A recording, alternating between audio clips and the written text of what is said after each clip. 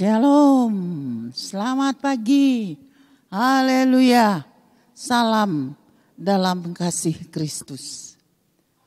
Begitu senangnya hati saya, walaupun saya tidak melihat saudara, tetapi dengan iman saya melihat hati saudara yang pagi hari ini sangat haus untuk beribadah.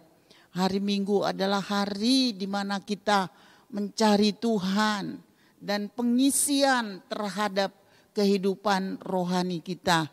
Kita tahu perjuangan kita masih terus harus berjalan. Saya percaya pagi ini saudara akan diberkati. Karena saudara datang dengan haus dan lapar akan firman Allah. Biarlah pagi hari ini saudara membuka lebar, pujilah Tuhan. Nyatakanlah sukacita saudara dan pulanglah dengan kekuatan yang baru. Mari kita siapkan diri kita untuk menghadap hadirat Tuhan. Tuhan Yesus memberkati.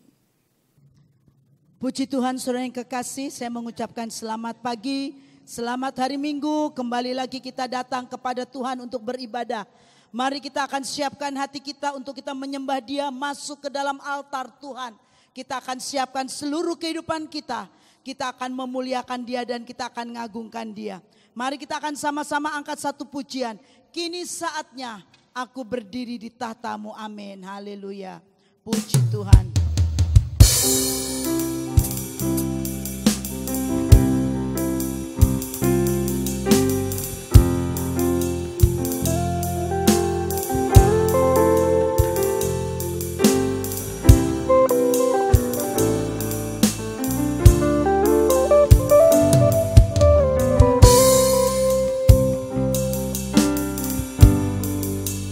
Kini saatnya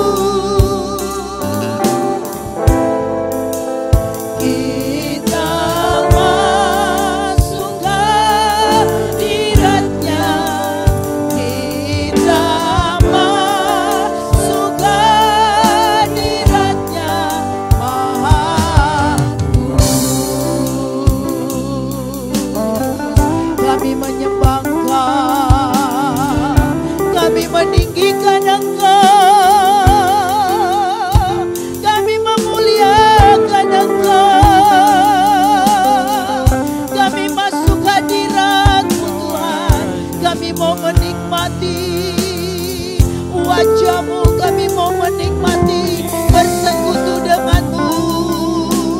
Haleluya. Engkau yang layak dipuji, Engkau yang layak diagungkan. Terima kasih. Terima kasih Tuhan. Pagi ini kami mau memuji Engkau.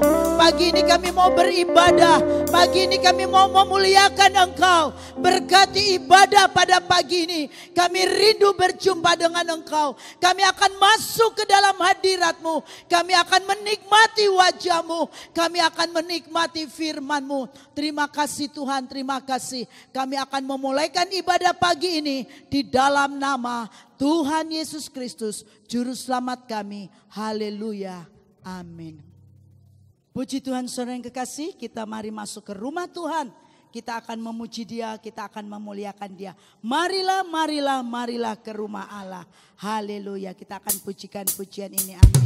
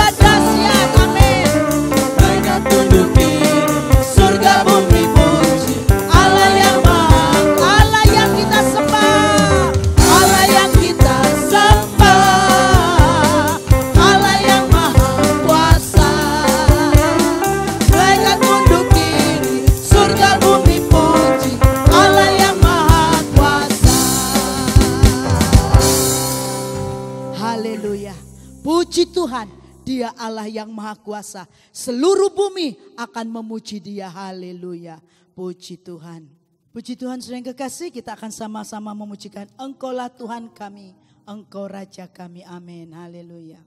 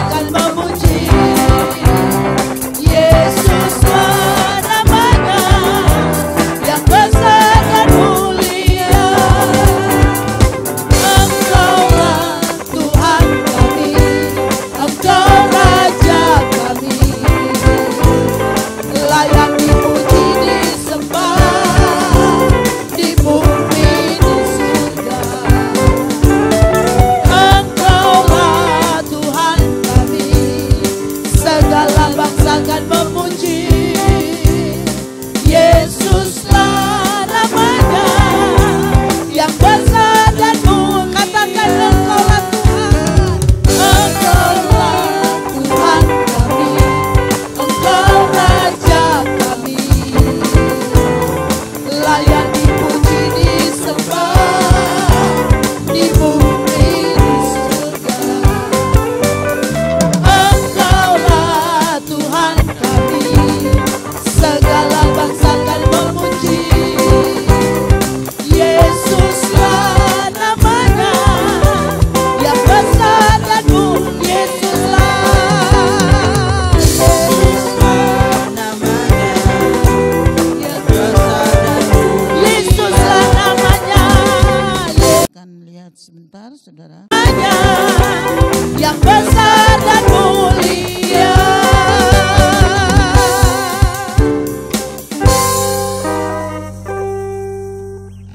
Ya, puji Tuhan, kita akan siapkan hati kita untuk kebenaran firman Tuhan. Kita akan mengerti rencana Tuhan. Apapun yang terjadi atas kehidupan kita di hari-hari ini. Tetapi kita yakin bahwa rencana Allah selalu indah. Supaya kita dapat mengerti rencana Allah.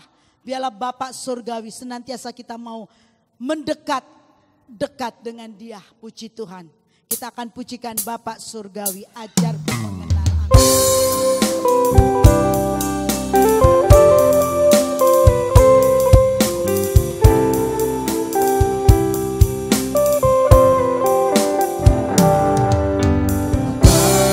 Surgawi, ajarku mengenal betapa dalamnya kasih-Mu. Bapa surgawi, buatku mengerti betapa kasih-Mu padaku. Semua yang terjadi di dalam hidupku, ajarku menyadari Kau selalu sertaku. Di hatiku selalu bersyukur padamu, karena rencana-Mu indah bagi. Katakan Bapa surgawi, amin. Bapa surgawi, ajarku mengenal betapa dalamnya kasih-Mu. Bapa surgawi, buatku mengerti betapa kasih-Mu padaku.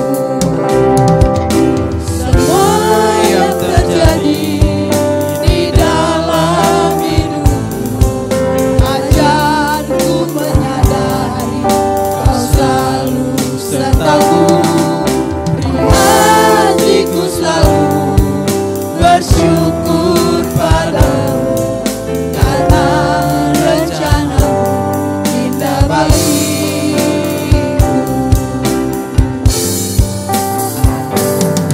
Semua yang terjadi di dalam hidupku, Haleluya. ajarku menyadari Kau selalu sertaku. Di hatiku selalu bersyukur padamu, karena rencana-Mu indah bagi. Karena rencana-Mu, Rencana-Mu indah bagi. karena rencana-Mu indah. Rencana-Mu indah bagiku.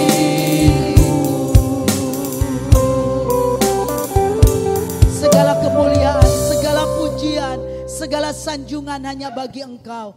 Kami akan mendengarkan kebenaran firman-Mu. Berfirmanlah pada pagi ini Tuhan. Kami siap dibentuk, kami siap diisi oleh firman-Mu Tuhan.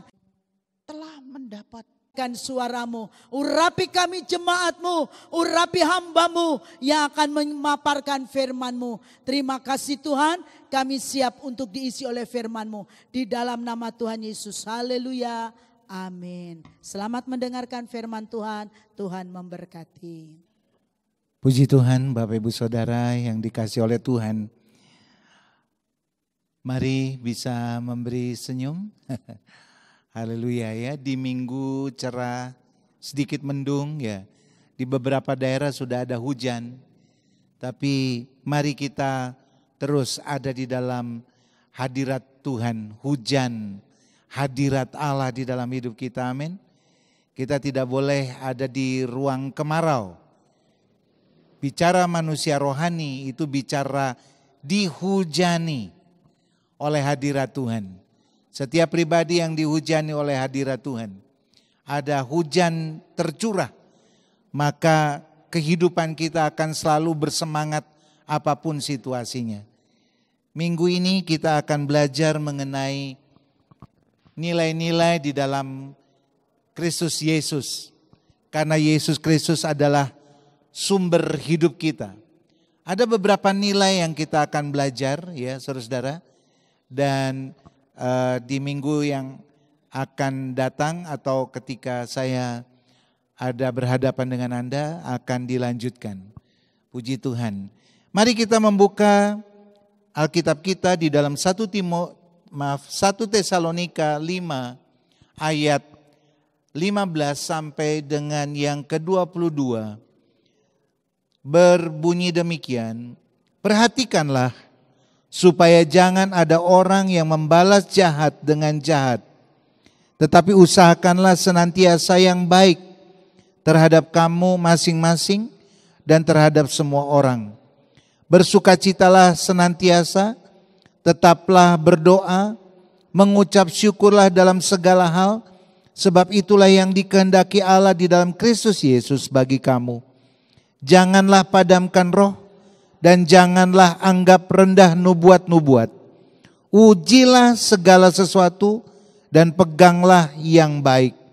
Jauhkanlah dirimu dari segala jenis kejahatan. Ya saudara-saudara, di ayat yang ke-15 dan ayat yang ke-22 memiliki ruang lingkup yang sama.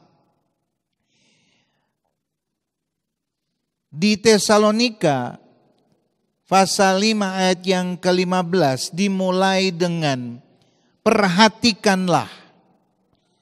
Perhatikanlah. Ini merupakan sebuah instruksi. Ketika ada orang yang berbicara, ya banyak orang gaduh, pasti ada orang yang berdiri dan kalau acara itu mau dimulai, maka ada orang yang berkata, mohon perhatiannya saudara-saudara.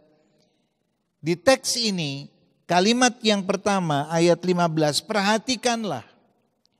Supaya jangan ada orang yang membalas jahat dengan jahat, tetapi usahakanlah senantiasa yang baik terhadap kamu masing-masing dan terhadap semua orang. Perhatikan atau perhatikanlah, ini adalah attention, sebuah permohonan untuk fokus, sebuah permohonan untuk kita serius.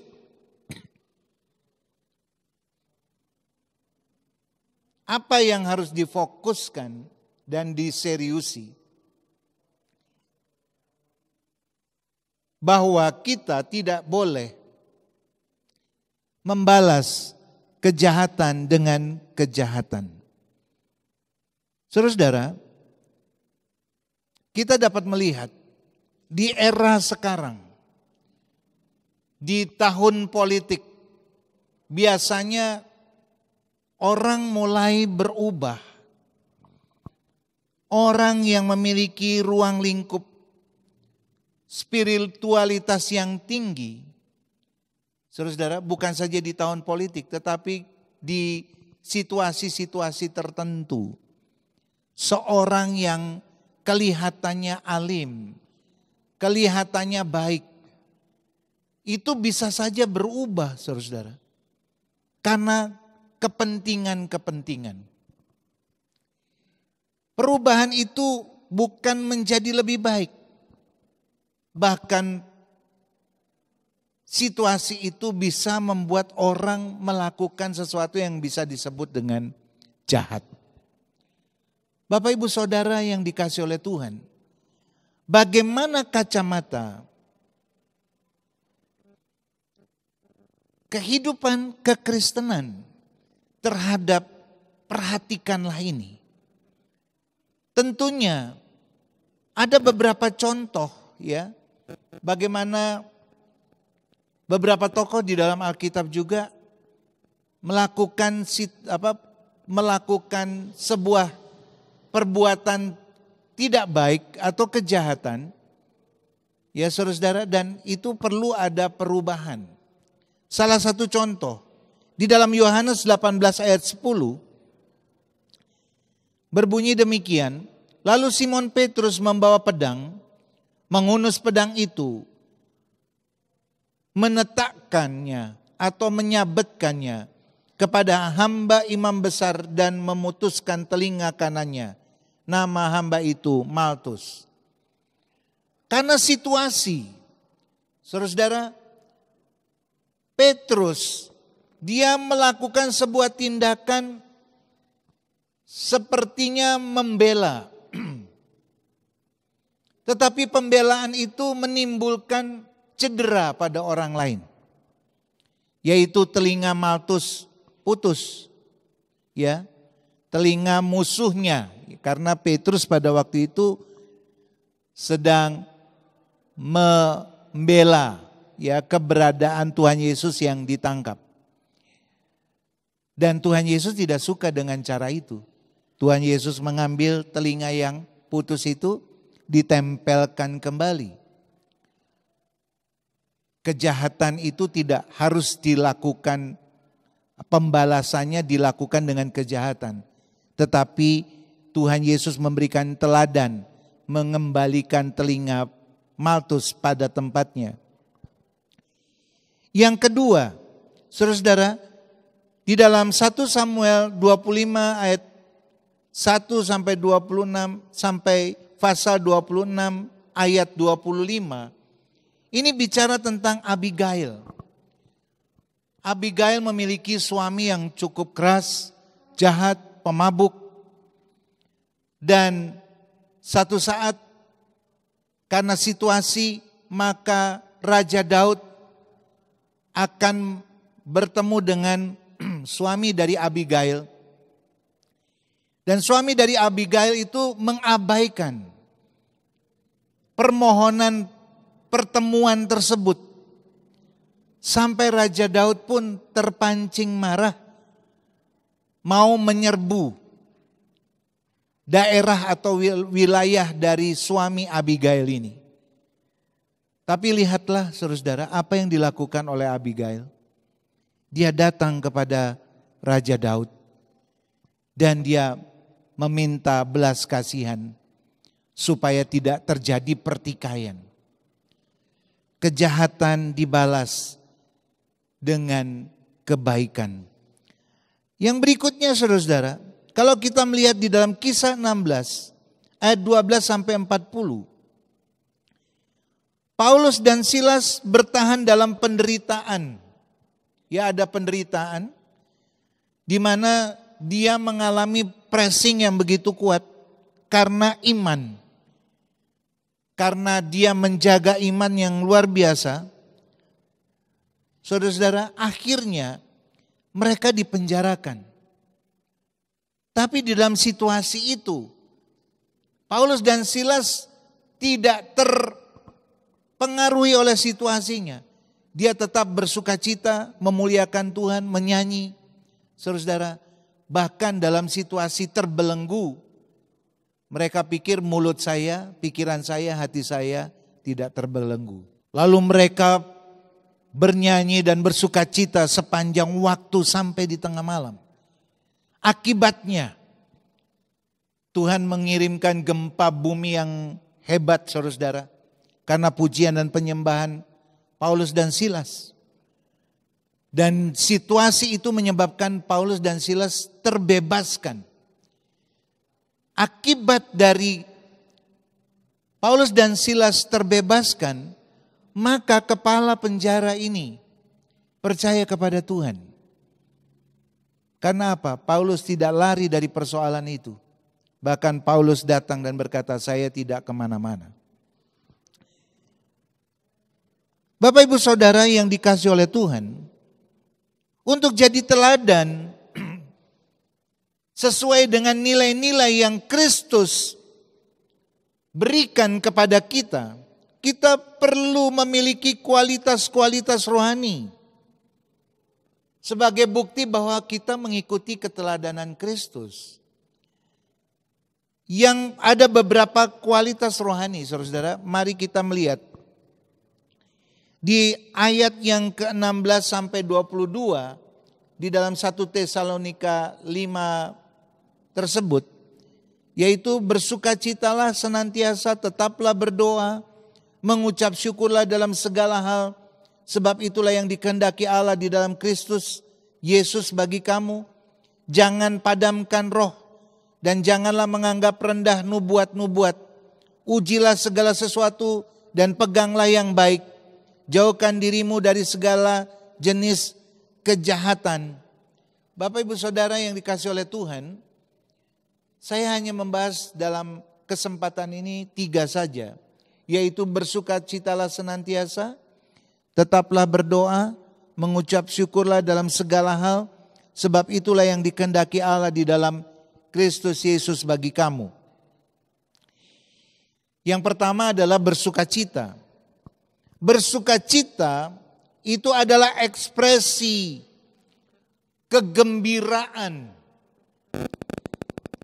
karena merasakan sesuatu yang membahagiakan. Bersukacita itu bisa terlihat dalam bentuk gegap gembita dengan suara yang keras, ya saudara-saudara. Berseri-seri karena tersenyum dengan ketawa kecil-kecil. Seorang anak kecil yang mendapatkan hadiah ulang tahunnya, dia akan bersukacita kalau anak kecil ini mendapatkan sepeda roda 3, dia akan menggunakan sepedanya kemana-mana. Dia tidak lagi melihat lingkungannya.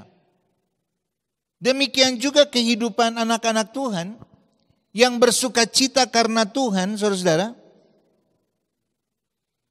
Dia akan bersukacita karena Tuhan walaupun lingkungannya itu tidak juga memberikan sukacita.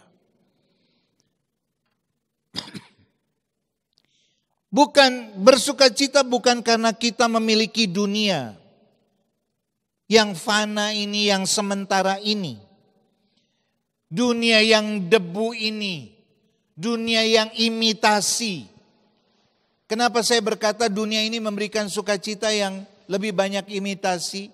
Saudara-saudara, Anda lihat kemajuan teknologi. Kemajuan teknologi hanya memuaskan pada masa kita hidup. Tapi teknologi tidak mengikuti kita pulang ke surga. Itulah pola dunia yang semu dan imitasi. Di dalam Lukas 10 ayat 20, namun demikian janganlah bersukacita karena roh-roh itu takluk kepadamu, tetapi bersukacitalah karena namamu ada terdaftar di surga. Saudara-saudara, bukan saja bicara kefanaan, tetapi juga bicara tentang kalaupun kita bisa mengusir setan, kalaupun kita bisa melakukan hal yang bersifat mujizat, itu adalah fenomenal, saudara-saudara. Itu adalah waktu Tuhan di dalam hidup kita. Tetapi kita tidak tinggal dalam sumbernya itu. Oleh sebab itu, janganlah kita merasa sudah sukses dan berhasil, ya, bersukacita karena kita bisa mengusir setan. Itu sebenarnya otoritas Allah di dalam hidup kita. Tapi firman Tuhan berkata apa? Bersukacitalah karena nama kita tercatat di dalam kerajaan surga. Puji Tuhan. Oleh sebab itu, kalaupun kita hidup sekarang, marilah kita bersukacita karena kerajaan surga itu milik kita. Amin. Ya, bukan karena kita kaya, karena kita cantik atau kita ganteng, ataupun karena kita memiliki kemampuan-kemampuan dalam konteks kemajuan zaman, itu tidak menjamin nama kita tercatat di dalam kerajaan surga. Hanya Yesus Kristus saja yang menjamin kehidupan kita tercatat di dalam kerajaan surga dengan cara kita percaya dan melakukan apa yang Tuhan mau di dalam kehidupan kita untuk kemuliaannya. Lukas 10 ayat 20 adalah sindiran yang cukup tajam terhadap gereja yang hanya mengutamakan hal-hal kefanaan, hal-hal yang spektakuler. Roh-roh setan takluk kepadamu. Harusnya kita, Bapak Ibu Saudara, bersukacita itu pertama, kehadiran kita yang membebaskan jiwa-jiwa terbelenggu. Ini sukacita kita. Ya. Oleh kuasa yang dilakukan terbelenggu oleh kuasa setan yang membawa kepada kebinasaan. Kehadiran kita bagi orang-orang yang dikuasai oleh kuasa-kuasa kegelapan dan merebut mereka dan membawa mereka kepada Kristus, itu adalah sukacita kita. Yang kedua, karena nama kita tercatat di surga. Di dalam Yohanes 4 ayat 34 berbunyi demikian, kata Yesus kepada mereka, ya, makananku ialah melakukan kehendak Dia yang mengutus aku dan menyelesaikan pekerjaannya. Yesus Kristus, saudara-saudara, merasa bersukacita karena melakukan apa yang Tuhan mau. Sebagai anak-anak Tuhan, sebenarnya ketika kita melakukan apa yang Tuhan mau dalam hidup kita, berdasarkan talenta kita, berdasarkan kemampuan-kemampuan kita untuk memuliakan Tuhan, itulah sebenarnya makanan kita. Bukan sukacita yang dibangun oleh dunia ini. Sukacita yang dibangun oleh dunia ini sementara dan akhirnya selesai. Yang kita kejar adalah sukacita surgawi. Apapun situasinya Bapak Ibu Saudara, ketika engkau menghadapi banyak persoalan dan pencobaan, kalau sukacita surgawi itu ada di dalam kehidupan kita melalui kehadiran Roh Kudus, maka kita menjadi orang-orang yang bersukacita. Walaupun di lingkungan kita tidak memberikan sukacita di dalam hidup kita. Nama Tuhan dipermuliakan. Keteladanan Yesus untuk kita ialah melakukan kehendak Bapa. Diibaratkan seperti makanan. Makanan adalah kebutuhan, kesukaan. Ekspresinya tentunya kalau makananku adalah melakukan kehendak Bapa. Kalau bagi kita makananku adalah melakukan kehendak Tuhan, ya, kehendak Bapa. Itu seperti orang makan secara lahap. Akan berkata, mana lagi Tuhan? Apa yang harus aku lakukan? Mana lagi Tuhan? Kita seringkali tidak dapat masuk ke pintu gerbang hadirat Tuhan. Karena makanan kita bukan melakukan apa yang Tuhan mau dalam hidup kita. Kita lebih memperhatikan makanan-makanan dalam konsep duniawi ini. Puji Tuhan.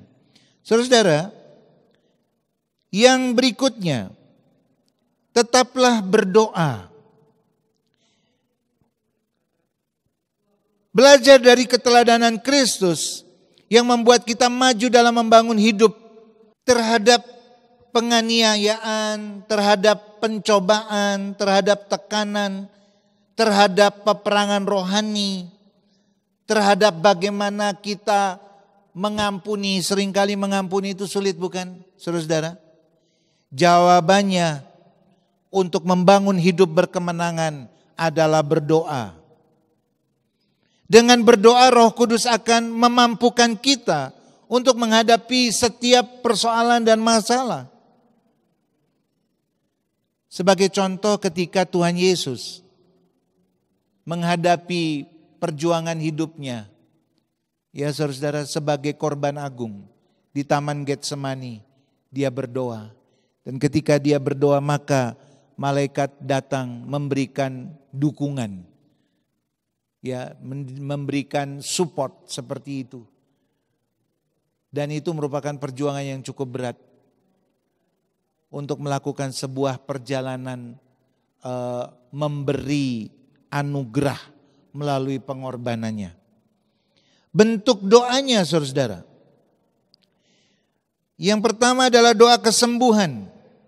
Di dalam Kejadian 20 ayat 17, doa Abraham dikabulkan, yaitu Abimelekh istrinya, kemudian budak-budak Abimelekh itu sembuh dan mereka dapat melanjutkan keturunan atau melahirkan. Kisah ini terjadi karena Abimelekh, penguasa Mesir, itu menyukai istri Abraham. Saudara-saudara, sehingga Abraham berdoa kepada Tuhan dan Tuhan membela Abraham dengan membuat situasi sakit ya dari Abimelekh istri dan budak-budaknya. Tapi karena doa Abraham, maka Abimelekh dengan keluarganya dipulihkan, disembuhkan. Yang kedua, doa memberi pengampunan. Di dalam Hosea 14 ayat 3 berbunyi demikian, saudara-saudara, bawalah sertamu kata-kata penyesalan, bertobatlah kepada Tuhan, katakanlah kepadanya, ampunilah segala kesalahan sehingga kami mendapat yang baik, maka kami mempersembahkan pengakuan kami. Saudara-saudara, untuk mendapatkan pengampunan yang terutama adalah memberikan, saudara-saudara, pengakuan. Mengakui segala sesuatu di dalam doa. Tuhan senang dengan pengakuan-pengakuan kita. Terhadap kelalaian, terhadap kesalahan. Ketika kita mengakui di hadapan Tuhan, Tuhan memberikan pengampunan kepada kita. Yang berikutnya, saudara-saudara, doa memampukan melawan godaan dan pencobaan. Di dalam Matius 26 ayat 41 berbunyi demikian, berjaga-jagalah dan berdoalah supaya kamu jangan jatuh ke dalam pencobaan. Roh memang penurut tetapi daging lemah. Berapa banyak dari kehidupan kita, sudah berapa lama Anda ikut Tuhan, tapi berapa kali Anda jatuh di dalam pencobaan. Karena apa? Ketika roh kita mau melakukan apa yang Tuhan mau. Tetapi apa yang terjadi, saudara-saudara? Yang terjadi, tubuh kita tidak mampu. Tapi lihatlah teladan Yesus. Ketika dia telah berpuasa 40 hari dan dia rela dicobai oleh iblis.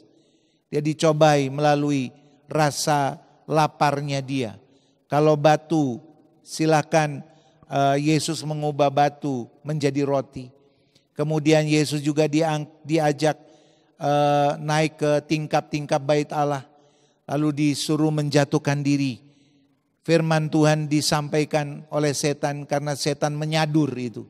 Untuk menjatuhkan keimanan atau nilai-nilai di dalam ketuhanan Yesus pada waktu itu. Tapi Tuhan Yesus berkata bahwa hal semua yang disampaikan oleh iblis itu tidak perlu dituruti. Bahkan yang terakhir, saudara, ketika iblis menawarkan dunia ini dengan cara menyembah setan atau iblis, maka Tuhan mengusirnya.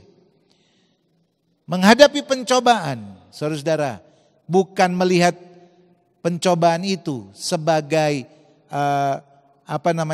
tembok besar tebal.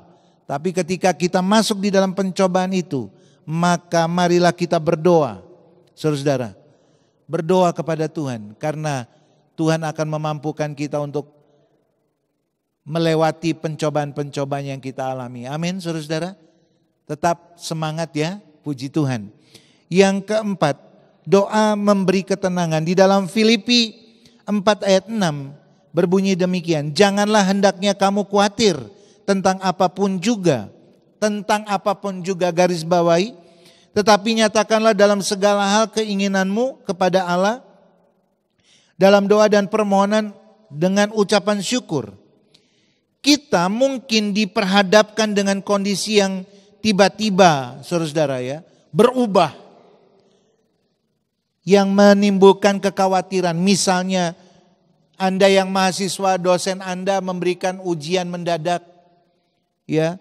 Kemudian Anda yang menerima pekerjaan tiba-tiba harus interview mendadak.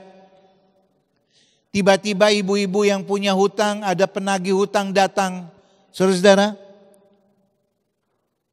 apa yang harus kita lakukan? Bukan panik, tapi kita masuk di dalam doa. Bukan doa tekstual atau doa yang bertele-tele, tidak, saudara-saudara. Tuhan tahu beban itu. Tuhan tolong saya. Maka Tuhan akan memberikan ketenangan kepada kita. Ya, sebab kekhawatiran tidak menambahkan sehasta pada jalan hidup. Itu di dalam Matius 6 ayat 27. Semakin kita khawatir, saudara-saudara, itu semakin kita tidak mendapatkan jalan keluar. Justru ketika kita masuk dalam hadirat Tuhan, maka Tuhan akan memberikan jalan keluar. Puji Tuhan, kekhawatiran tidak akan memberikan apa-apa. Bahkan dikatakan tidak menambahi sehasta pada jalan hidup kekhawatiran itu. Justru kita akan mengalami stres, depresi, bahkan kita kehilangan hadirat Allah. Karena kita lebih mempercayai persoalan-persoalan yang kita hadapi daripada pertolongan Tuhan. Nama Tuhan dipermuliakan. Yang berikutnya, doa membuat kita tahu kehendak Allah. Itu di dalam Matius 6 ayat 10. Datanglah kerajaanmu, jadilah kehendakmu di bumi dan di surga. Saudara-saudara, ini doa diajarkan oleh Kristus. Datanglah kerajaanmu. Itu merupakan kerinduan yang terdalam hidup intim dengan Tuhan. Ini bicara intimasi. Datanglah kerajaanmu, jadilah kehendakmu. Karena kita tahu, saudara-saudara, hidup ini adalah akan menjadi terang, menjadi sukses kalau kita memahami kehendak Tuhan.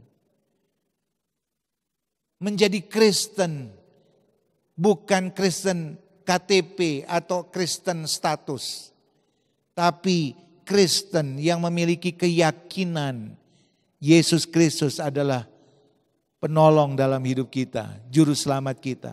Maka tiap-tiap hari kita akan tinggal di dalam hadirat Allah. Yang berikutnya, saudara-saudara, doa mengusir setan, ya, di dalam Efesus pasal 6 ayat 10. Hendaklah engkau kuat di dalam Tuhan, ya saudara-saudara, dengan kuat kuasanya. Dan di situ kita harus menggunakan selengkap senjata Allah. Itu kesiapan rohani kita untuk melawan kuasa-kuasa kegelapan. Dan kita tahu ketika kita ada di dalam hadirat Tuhan, maka kita tetap akan maju mengalahkan kuasa-kuasa kegelapan. Puji Tuhan. Yang terakhir adalah bersyukur. Mengucap syukur dalam segala hal, sebab itu dikehendaki oleh Allah dalam Kristus Yesus bagi kamu. Mengucap syukur itu gampang-gampang susah, saudara-saudara. Pada saat berbahagia pasti gampang, ya. Bersyukur karena saya diberkati oleh Tuhan, karena saya ditolong oleh Tuhan, karena saya dapat barang baru, karena saya mendapatkan promosi jabatan. Dibanding ketika kita mengalami persoalan. Ketika ada persoalan pasti, saudara-saudara, mengucap syukur itu 1001. Haleluya. Bagaimana, saudara-saudara, kita bisa berbahagia di dalam segala situasi? Ya, kuncinya mengucap syukur. Karena kita mensyukuri hidup ini, ketika kita mensyukuri, sebenarnya kita membuka diri untuk berbahagia. Ketika kita mengangkat tangan, terima kasih Tuhan buat apa yang Tuhan sudah lakukan dalam hidup saya. Terima kasih Tuhan, saya harus menghadapi persoalan ini. Di waktu yang bersamaan kita sedang membuka diri untuk berbahagia. Kenapa saudara-saudara? Karena Tuhan hadir. Tuhan memberi jalan keluarnya. Oh, luar biasa. Tuhan itu baik bagi kita. Dia adalah gembala yang baik bagi kita. Bahkan dia adalah juru selamat kita. Puji Tuhan. Menjadi pribadi yang memiliki gudang pengharapan, Bapak Ibu Saudara. Mengucap syukur itu sama saja kita memiliki gudang pengharapan. Kenapa? Kuncinya ada di dalam Roma 8 ayat 28. Apa? Tuhan turut bekerja sama untuk mendatangkan kesusahan, keterpurukan, bukan, mendatangkan kebahagiaan, ya. Puji Tuhan, bagi setiap orang yang percaya kepadanya. Oleh sebab itu, mari kita menjaga hidup kita, terus membuka pintu gerbang syukur kepada Tuhan, apapun situasinya. Mengucap syukurlah dalam segala hal, sebab itulah yang dikehendaki Tuhan bagi kita semua. Untuk yang berikutnya, ya saudara-saudara, di sini ada tetaplah jangan.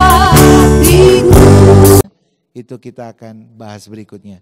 Puji Tuhan, demikian firman Tuhan pada saat pagi hari ini. Tetap menjaga nilai-nilai Kristus dalam hidup kita. Ya saudara-saudara, terus ada di dalam hadirat Tuhan. Tuhan Yesus memberkati kita semua. Haleluya. Amin.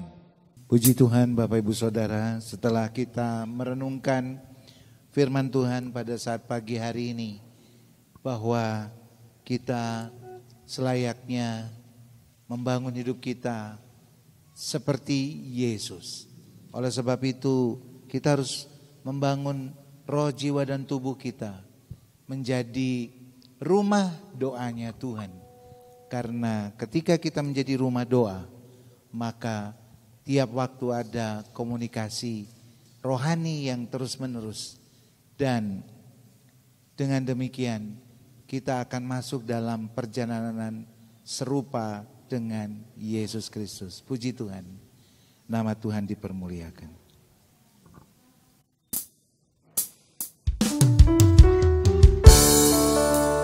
Glory, haleluya.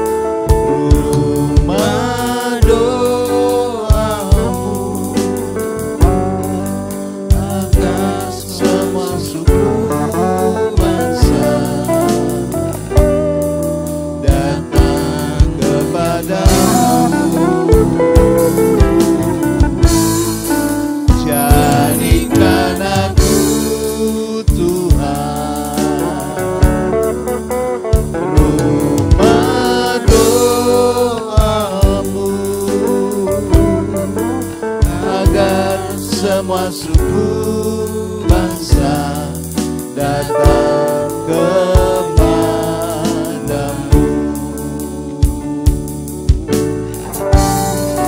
agar semua suku bangsa datang kepadamu,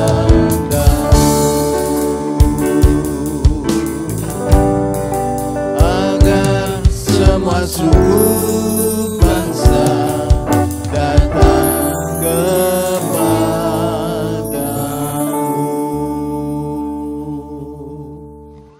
Inilah doa kami di hadapan Engkau Tuhan. Ketika kami menjadi seperti Engkau, itu adalah sebuah perjalanan, sebuah proses hidup. Tuhan, kami mau mengikuti teladan Tuhan, karena kami pun harus menjadi teladan bagi orang lain. Tolong kami Tuhan, supaya kami menjadi rumah doa-Mu. Bahkan bukan saja rumah doa, tetapi kami boleh memberikan banyak berkat bagi orang lain melalui kesaksian hidup kami di masa-masa yang sulit ini. Karena kami tahu kehadiran Tuhan dalam hidup kami akan memberkati banyak orang. Ketika kami berdoa dan memberkati banyak orang, maka setiap orang pun diberkati oleh Tuhan. Terima kasih dimanapun kami berada pada saat hari ini Tuhan. Dan siapapun yang mendengarkan firman-Mu, biarlah saudara-saudara kami pun diberkati oleh Tuhan dan nama Tuhan dipermuliakan. Terima kasih atas segala kemurahan Tuhan dan kami mengucap syukur. Demi nama Tuhan Yesus Kristus kami sudah berdoa. Haleluya. Amin. Bapak Ibu Saudara, mengakhiri ibadah kita pada saat pagi hari ini. Mari kita bersyukur kepada Tuhan dan menerima berkat Tuhan. Siapapun Anda yang mendengarkan program ini atau ibadah kami, siapapun engkau diberkati oleh Tuhan. Yang sakit disembuhkan, yang susah dihiburkan, yang lemah dikuatkan. Terima dengan iman dan nama Tuhan dipermuliakan. Haleluya. Kiranya Engkau memberkati aku berlimpah-limpah dan memperluas daerahku,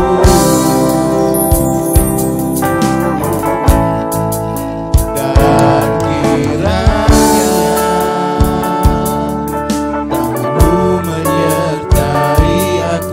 dan melindungi aku daripada malapetaka, sehingga kesakitan tidak menimpa aku.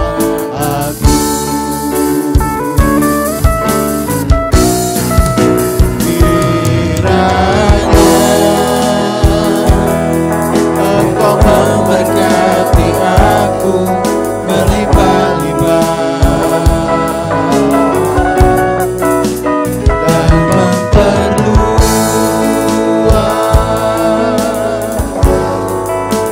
daerahku,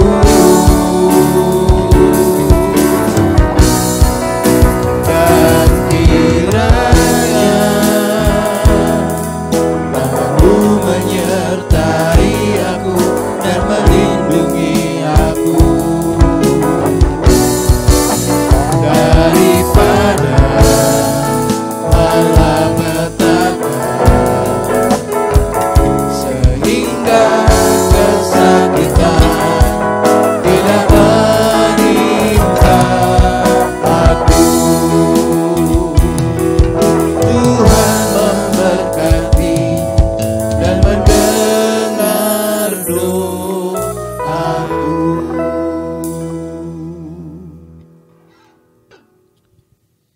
Mari saudara-saudara kita menengadahkan tangan kita dan menerima berkat Tuhan.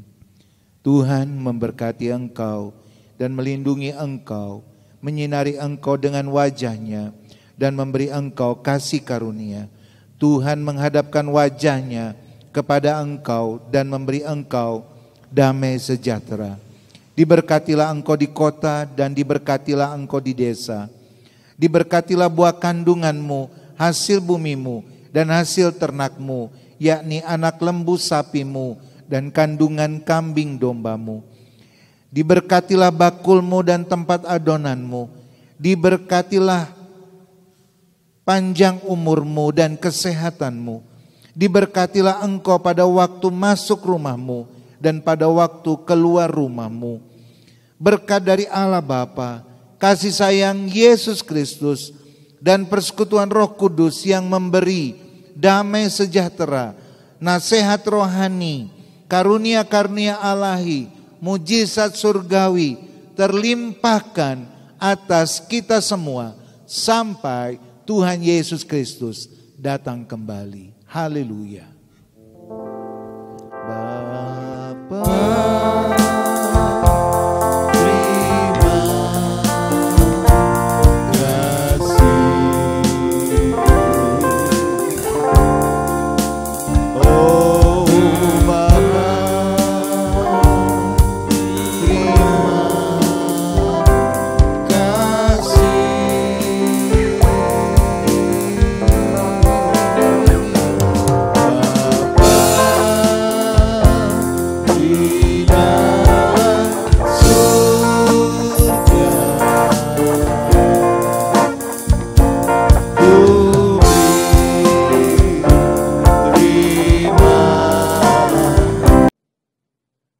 Di jemaat Amin. Tuhan memberkati.